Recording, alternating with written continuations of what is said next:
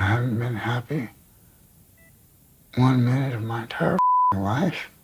Joker is without a doubt one of the biggest movies of 2019. However, it's not really clear what actually happens in the movie. After all, the Joker is a pretty unreliable narrator. That's why in this video, TheBinger is going to take you through the iconic movie, so you know what's really going on by the end of the film. Everything from the apparently improvised train scene to the Joker's rise as a kind of hero is about to be thoroughly analyzed. Get ready, because there's a lot going on in this movie. None of it is quite what it seems.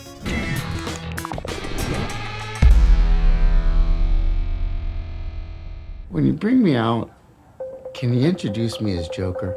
So before we can dive into all of Joker's secrets and hidden meanings, we need to lay out the actual plot of the film. You should totally watch the movie, especially since everyone you know probably has an opinion on it. But we've got you covered if you haven't had the time yet. In case it wasn't clear, get ready for some major spoilers. Seriously, we're about to burn through the entire film, so either pause this video and watch the movie before coming back, or make your peace with spoilers. Okay, you've been warned. This movie opens more or less how you'd expect a Joker origin movie would. Joaquin Phoenix's Arthur Fleck is an impoverished and mentally ill man who can barely make a living as a freelance clown. He cares for his neurotic mother in a run-down apartment in 1980s Gotham, which is rife with class inequality. Arthur relies on social services for his medication, and one of the few sources of joy in his life is a late-night talk show starring Murray Franklin, played by Robert De Niro. Why does this movie take place in the 80s?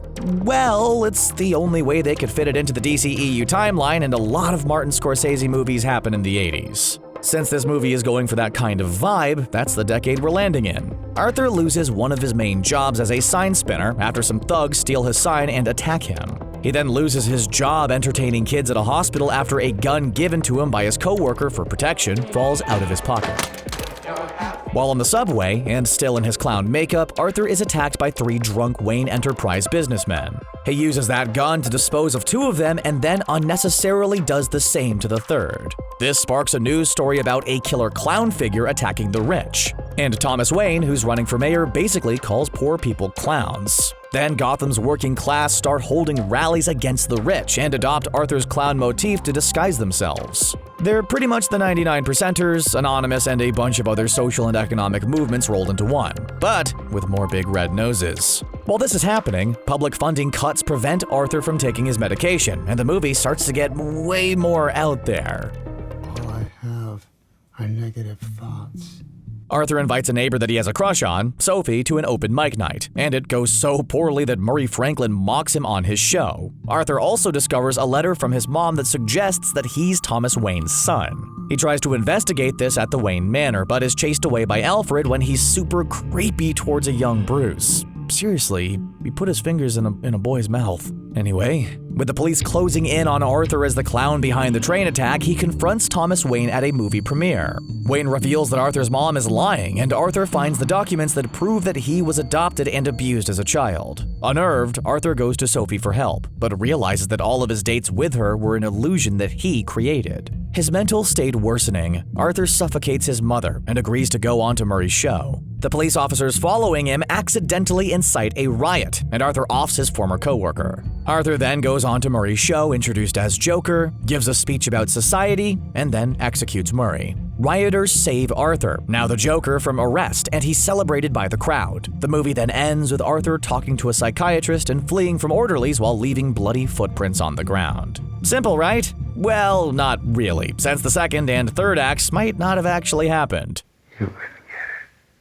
In the first act, the movie goes out of its way to show that Arthur is just barely keeping it together. Losing his only sources of income and committing murder sends him way over the edge. And without his medication, he has no hope of recovering. That's why the final 2/3 of the movie is more than likely Arthur's interpretation of the events instead of how they actually happened. Yeah, it's a subtle shift and not something that movies usually do, but it's a fascinating way to get to the root of Joker as a character. Once Arthur's off his meds, he unintentionally becomes the person he always wished he could be. The second and third sections of the movie are basically Arthur Fleck's power fantasy. With the exception of a few scenes that snap him out of the illusion, things start going perfectly for Arthur. To begin with, learning that he's not actually related to his mother frees himself from his largest responsibilities. His past and identity crumbling away is a liberating experience for Arthur, as he didn't care for either. He now feels like he can do whatever he wants and be whoever he wants, and celebrates by...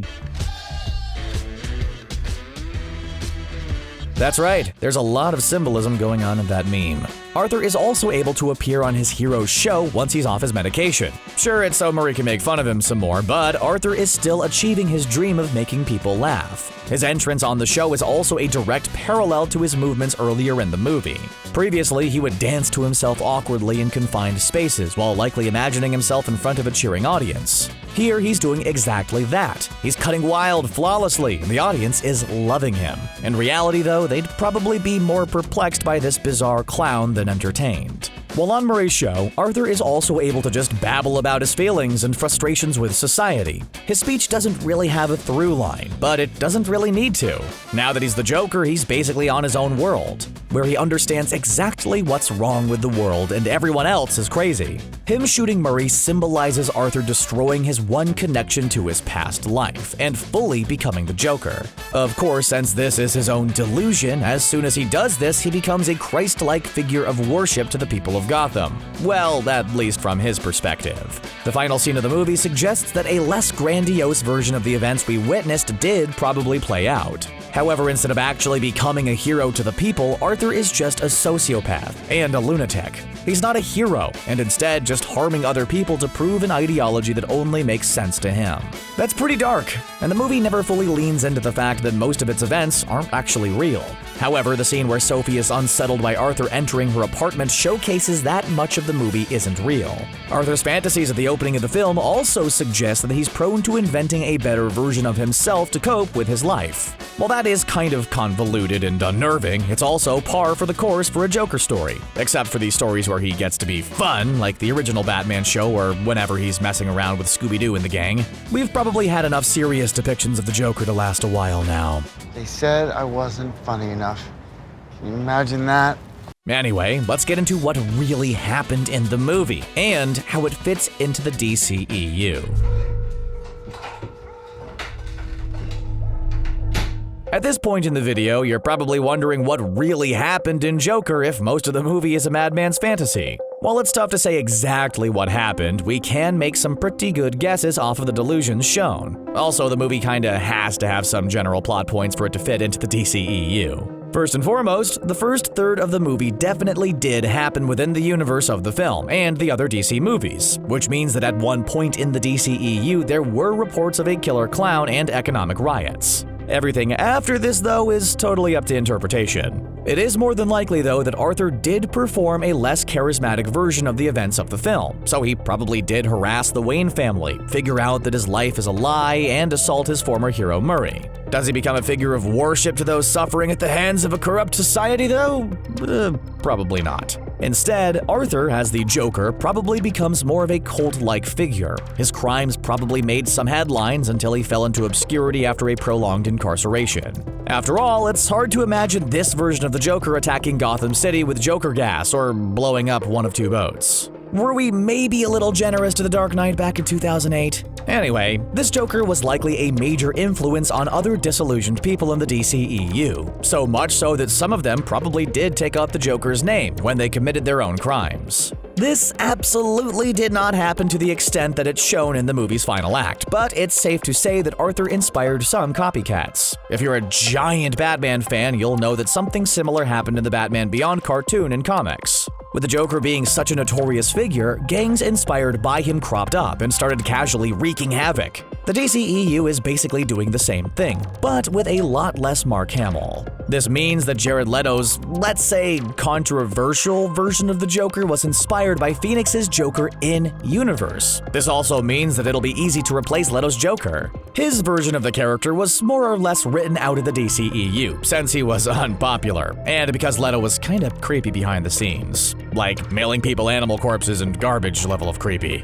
However, if there are dozens of people running running around as Joker wannabes in the DCEU, the series can just cycle through them for future films. In fact, this could be a really fun and interesting way to handle the character going forward. There are almost too many iconic Joker performances to count, and it would be cool if more atypical actors put their own spin on the villain. It would be fascinating to see a woman give a modern Joker performance, or maybe someone goes full Caesar Romano and we get a mustachioed Joker again. Either way, it's clear that most of the movie is a farce created by Arthur Fleck. The final scene of the film, Arthur running around in a psychiatric ward, more or less confirms this. It cements that Arthur was an unreliable narrator, and that most of his story, or the movie, was a fake-out. All we can say for sure, though, is that this or some version of the Joker will appear in the DCEU again. After all, a movie doesn't make $1 billion and then fade into obscurity nowadays. That would kind of defeat the point of the whole cinematic universe thing. So, what did you think of the Joker movie and all its twists and turns? Please let us know in the comments section down below. While you're there, also be sure to like this video, subscribe to TheBinger, and ring that bell so you can see all of our upcoming videos as soon as they're live. As always, thanks a lot for watching.